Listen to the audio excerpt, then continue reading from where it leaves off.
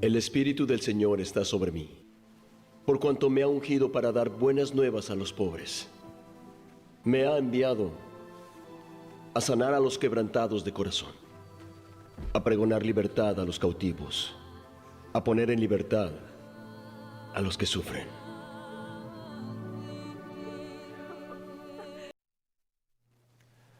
Bien, el día de hoy vamos a ver un tema que genera bastante controversia. Es un tema que va a ser de alguna forma muy difícil de tratar de explicar, porque eso es creo que lo que el día de hoy vamos a poder hacer, tratar de explicar.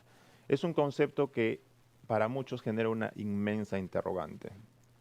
En este trimestre estamos tocando el amor de Dios, la justicia de Dios, y hoy es el primer día, vamos a decirlo así, de toda esta serie de estudios donde vamos a hablar ya un poco de la justicia de Dios y la ira de Dios. Entonces no se despegue de nosotros porque vamos en este instante a empezar lo que es el programa Conversando con Dios.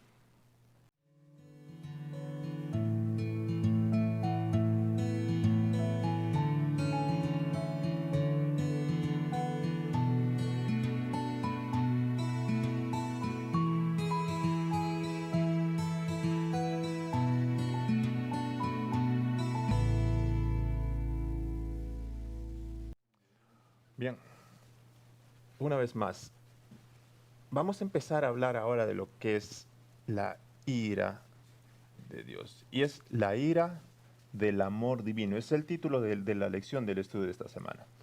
Rafael, ¿cuál sería uno de los primeros conceptos que podríamos dar a conocer tal vez a las personas que nos están viendo? La ira del amor divino. ¿De qué manera la ira y el amor van a estar conectados? Para nosotros la ira es cólera, frustración, enojo, y el amor no está tan encajado, como que no juega un papel anexo a lo que es la ira. ¿De qué manera vamos a tratar de verlo eso?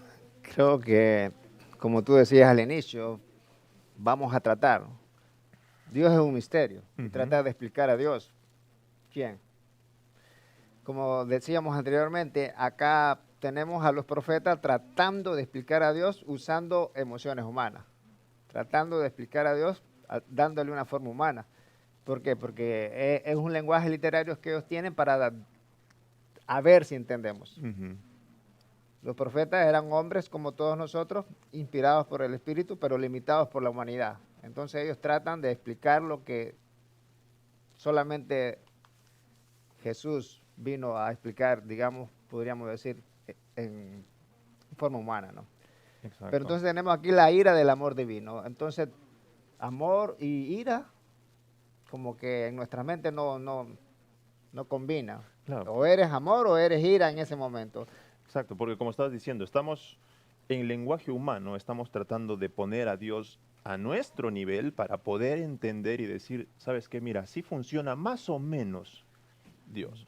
No podemos tratar de, conversando más temprano, decíamos, no podemos tratar de meter el mar en un vaso de agua. Nosotros vamos a ver un poco de eso. Y yo creo que es algo que nosotros debemos deber entender el día de hoy. El hecho de que lo que vamos a presentar el día de hoy es un tema muy delicado, genera mucha controversia, y vamos a tratar de alguna forma expresar, de alguna forma tratar de explicar a lo que se refiere con esa idea, porque van a generarse muchas interrogantes y podemos decir, ¿y qué pasa Dios en este momento? ¿Por qué Dios destruyó algunos pueblos? ¿Por qué Dios destruyó a la humanidad en el tiempo de Noé? ¿Dónde? Entonces, tenemos que entender que estamos tratando de meter un enorme océano en un vaso de agua, lo cual no es posible. No. Entonces podemos ver que la ira de Dios se despierta ante el pecado. Es como la reacción de Dios ante el mal, que va a herir y hiere a sus hijos, a sus criaturas. Entonces él ahí es donde él entra en acción, ¿no? Y el versículo de memoria de esta semana nos dice, pero él, misericordioso, perdonaba la maldad y no lo destruía. Aportó muchas veces su ira y no despertó todo su enojo, ¿no? A través de la Biblia nosotros vemos muchas historias donde se despertaba la ira de Dios. ¿Y qué despierta la ira de Dios? En el tiempo de Israel a Dios despertaba la ira, el abuso que había contra los huérfanos, contra las viudas. En el tiempo de Israel a Dios le despertaba la ira ver a su pueblo ir detrás de los ídolos. Ahora, lo que genera esto en Dios es ver que eso va a dañar a sus hijos. Ujú. Todo lo que daña a sus hijos, todo lo que hiere a sus hijos despierta enojo, porque no ama. Ujú. Y es ahí donde vemos la diferencia del amor de Dios combinado con una ira, o la ira de Dios basada en su amor, a la de los humanos. Los humanos, cuando tenemos ira, acabamos. O sea, la ira humana llega a ser un descontrol, llega a ser una explotación irracional, pero la ira de Dios siempre es perfecta. La ira de Dios es basada en su amor, la ira de Dios es justa, es una respuesta, digamos, de Dios hacia el mal, hacia el pecado. Exacto, mira, y acabas de mencionar algo importante, y estás enfatizando bastante este término, es la ira de Dios. Inclusive nosotros tenemos un texto en el Nuevo Testamento que dice, airaos pero no pequéis, y es muy difícil de entender porque para nosotros la ira, como dices, es una cólera extrema, es una cólera, vamos a decir, algo que no podemos controlar y nos hace actuar inclusive tal vez sin razonar, sin pensar, y podemos reaccionar de una manera inadecuada y meternos en más problemas. Pero estamos hablando de la ira de Dios, estamos hablando de algo que no tiene que ver con nuestra forma de reaccionar, que no tiene que ver con lo que nosotros entendemos lo que es la ira de Dios. Y has dicho también algo importante, el hecho de que la ira de Dios se refleja o vamos a decir, se direcciona hacia el pecado. No es que Él esté airado contra la persona, Pecado. porque hemos dicho y hemos estado estudiando en estas semanas anteriores de que Dios nos ama incondicionalmente, pero sí Dios odia el pecado. Entonces es algo que tenemos que tratar de separar. Entonces la acción de Dios, el actuar de Dios en esos, vamos a decir, con la ira de Dios, está actuando sobre el pecado, está actuando sobre lo que está ocurriendo, no está actuando por destruir a un ser humano, no está actuando por destruir a una persona, por destruir a un grupo de personas, está actuando sobre el pecado. Como decíamos, es algo que no es tan fácil de entender, porque nosotros, por lo general, amamos el pecado Ujú. y odiamos al pecador, pero Dios es al revés. Dios ama al pecador y odia al pecado. Entonces a Dios le despierta su ira el pecado, Ujú. el abuso, la explotación. Vemos ahí a un Jesús ya agarrando unas cuerdas y haciendo un lazo, un látigo, y sacando Ujú. a los que estaban ahí en el templo, haciendo un negocio, dejando mal el carácter de Dios. Ujú. En vez de cuidar a los huérfanos, a las viudas, a las personas que tenían menos capacidad económica para poder ofrecer un sacrificio, ellos los explotaban, Exacto. dándole... Y ahí está, creo que es la aclaración en cuanto a qué ocurrió Jesús ahí, que se enojó y, claro, porque él estaba protegiendo al indefenso. Recordemos que en ese tiempo era prácticamente, vamos a decirlo así, casi obligatorio que tenían que llevar, porque era parte del sacrificio que se estableció desde el tiempo de Israel. Tenían que llevar algo para entregar. Y los mercaderes, las personas que estaban haciendo ahí el negocio, se aprovechaban de los más necesitados, de la viuda, del pobre, del indefenso, de los desamparados, y les cobraban más de lo que debían. Aprovechaban la situación que era una costumbre establecida o algo establecido por Dios para sacarle provecho.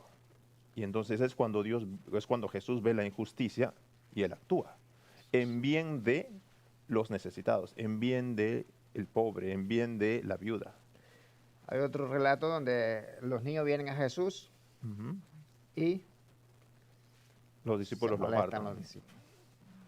Y Jesús se molesta, ¿no? Y le dice, hey, ¿por qué? Por toda cosa que hiere, que lastima, que daña a sus criaturas, eso despierta en Dios su ira. Ujú.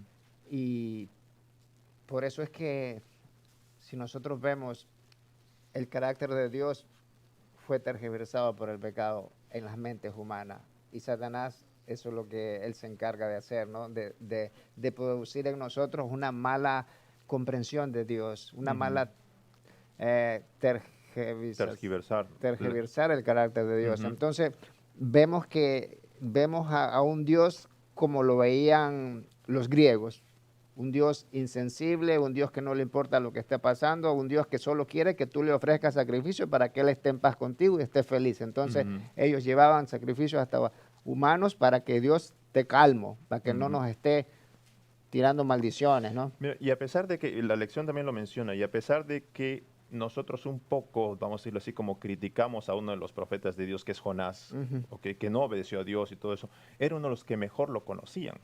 Porque Jonás sabía de que si él iba y se arrepentían, Dios los iba a perdonar. Entonces él hizo todo lo opuesto. Yo ya no voy a ir a Nínive, me voy a ir donde yo prefiero, voy a hacer lo que quiero. Inclusive se molesta con Dios. Pero era, a pesar de que criticamos a este profeta, de alguna forma, vamos a decirlo así, entendemos o deberíamos entender de que Jonás conocía muy bien a Dios, que tenía mucha más misericordia de lo que cualquier otra persona podría imaginar. Decía, ese pueblo ya está perdido y debería perderse, porque esa era la mentalidad de Jonás. Decía, no, ese pueblo ya no tiene perdón de Dios, entre comillas. Pero conocía tanto a Dios, que decía, si yo voy y se arrepienten, los va a perdonar. Ahora, ¿cuál debería ser nuestro actuar en cuanto a situaciones así? Deberíamos dejarlo todo, porque muchas veces inclusive utilizamos textos. Oh, yo no hago nada, simplemente que Dios haga justicia, que Dios haga justicia. Y lo tomamos de alguna forma como esperando de que Dios castigue a esa persona o a ese que me está haciendo mal. ¿Cuál debería ser nuestro actuar en cuanto a eso? Yo creo que hay situaciones en la vida en que uno podría hacer algo, no todas las situaciones, por lo menos si tú ves que hay un empleador que está explotando a sus empleados, tú lo único que podrías hacer es hablar con él, ser un poco más consciente, más justo, pero él te puede decir, es mi dinero, yo hago lo que quiero y hasta ahí llegaste, ¿no? En el caso de un abuso de un niño, tú podrías hacer algo. Hay autoridades, hay autoridades legales que se encargarían de esa situación. Tú podrías hacer algo así. Y hay muchas situaciones en las que uno puede hacer algo y otras en las que no puedes hacer nada, pero nosotros estamos puestos acá, creo, para que Dios nos use y representar a Dios como es, que no es fácil.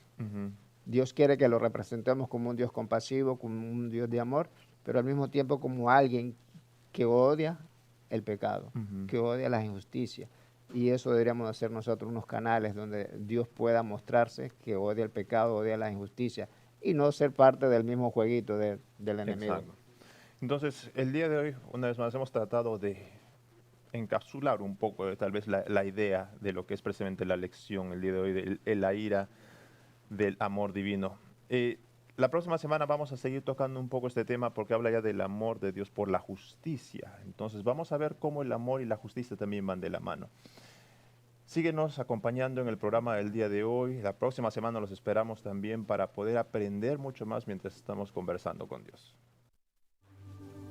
El Espíritu del Señor está sobre mí, por cuanto me ha ungido para dar buenas nuevas a los pobres. Me ha enviado a sanar a los quebrantados de corazón, a pregonar libertad a los cautivos, a poner en libertad a los que sufren,